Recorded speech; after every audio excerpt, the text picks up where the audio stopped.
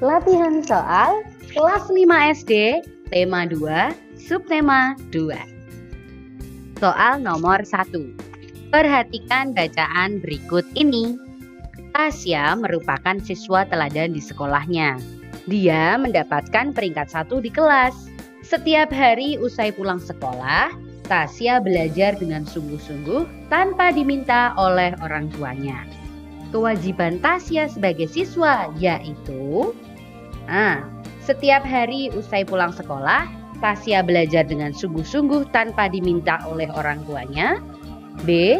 Tasya membersihkan rumah setiap hari. C. Tasya tidak membeda-bedakan teman. D. Tasya mendapatkan peringkat 1 di kelas. Jawabannya adalah A. Setiap hari usai pulang sekolah, Tasya belajar dengan sungguh-sungguh tanpa diminta oleh orang tuanya. Soal nomor 2. Berikut ini bukan merupakan hak sebagai warga masyarakat adalah A. Menggunakan fasilitas umum. B. Menikmati lingkungan bersih. C. Mengembangkan kebudayaan daerah. D. Menolong tetangga yang terkena musibah. Jawabannya adalah C. Mengembangkan kebudayaan daerah. Soal nomor 3. Tidak mendapat paksaan dari orang lain. Semua peserta rapat boleh mengutarakan pendapatnya. Pernyataan ini merupakan pengertian A. Nilai kebersamaan. B. Nilai kebebasan mengemukakan pendapat. C. Nilai menghargai pendapat orang lain. D. Nilai moral. Jawabannya adalah B. Nilai kebebasan mengemukakan pendapat.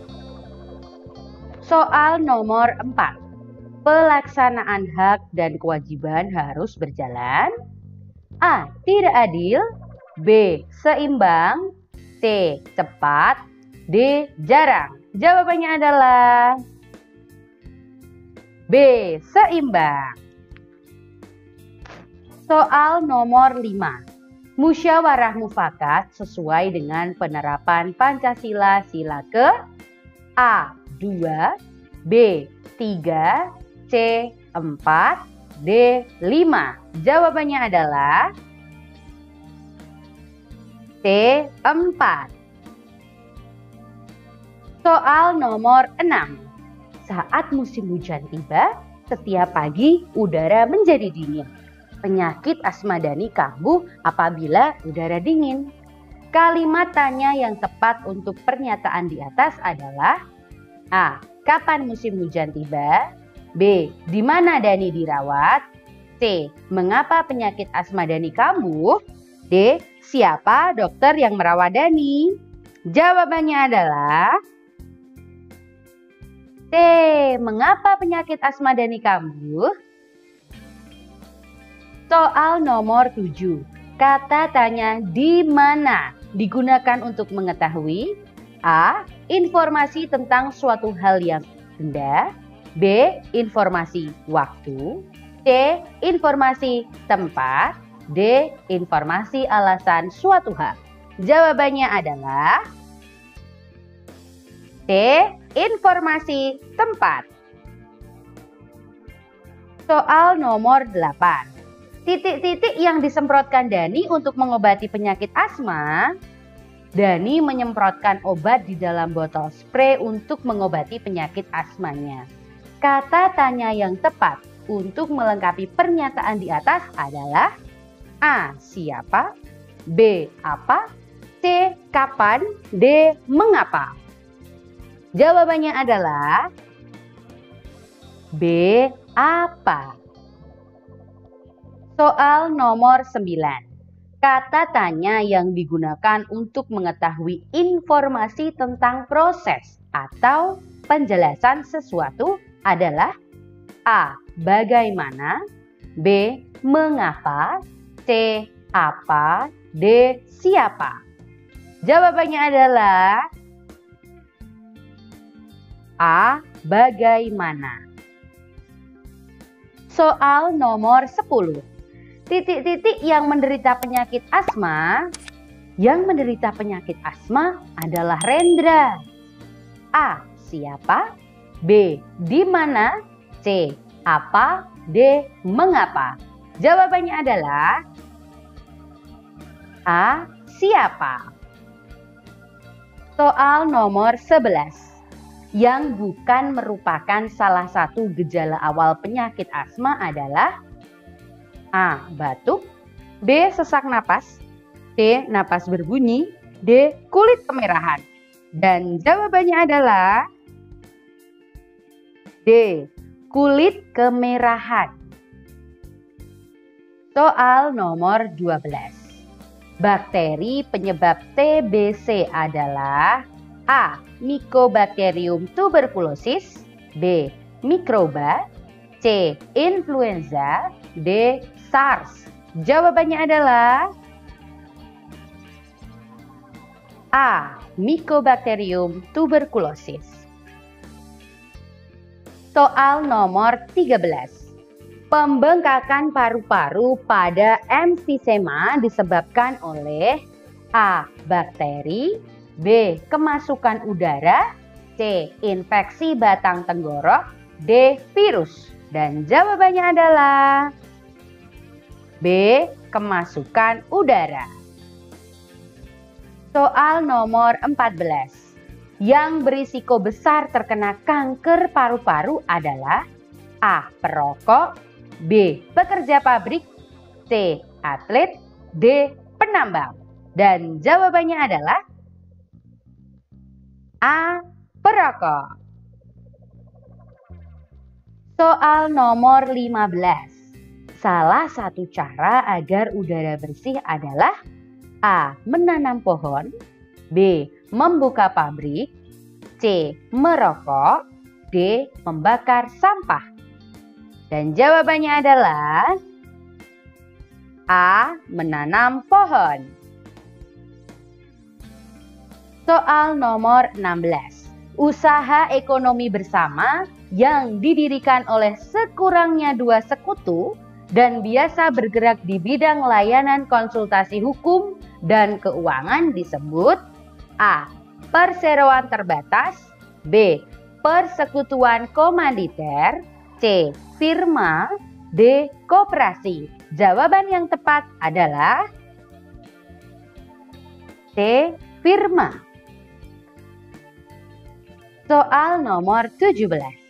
Salah satu jenis usaha ekonomi perorangan di bawah ini adalah A. PT, B. CV, C. Toko kelontong, D. BUMD. Jawabannya adalah C. Toko kelontong. Soal nomor 18.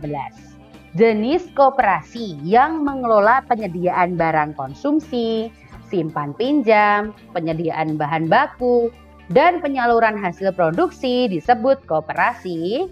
A. Konsumsi, B. Serba usaha, C. Produksi, D. Simpan pinjam. Dan jawaban yang tepat adalah B. Serba usaha. Soal nomor 19. Pak Hasan adalah seorang perajin gerabah. Ia bisa menghasilkan 25 gerabah setiap harinya. Pak Asep adalah pelanggan tetap dari Pak Hasan. Ia seorang tengkulak yang akan menjual lagi hasil gerabah yang dibuat Pak Hasan. Kakek sangat tertarik dengan gerabah Pak Hasan dan kakek membelinya di tempat Pak Asep untuk digunakan sebagai hiasan di rumah. Peran Pak Hasan pada cerita tersebut adalah A. Konsumen, B. Distributor, C. Produsen, D. Pelanggan. Jawaban yang tepat adalah C. Produsen. Soal nomor 20. Orang yang menyalurkan hasil produksi kepada konsumen disebut A. Calo, B. Kurir, C. Grosir, D. Distributor. Jawaban yang tepat adalah D. Distributor. Soal nomor 21.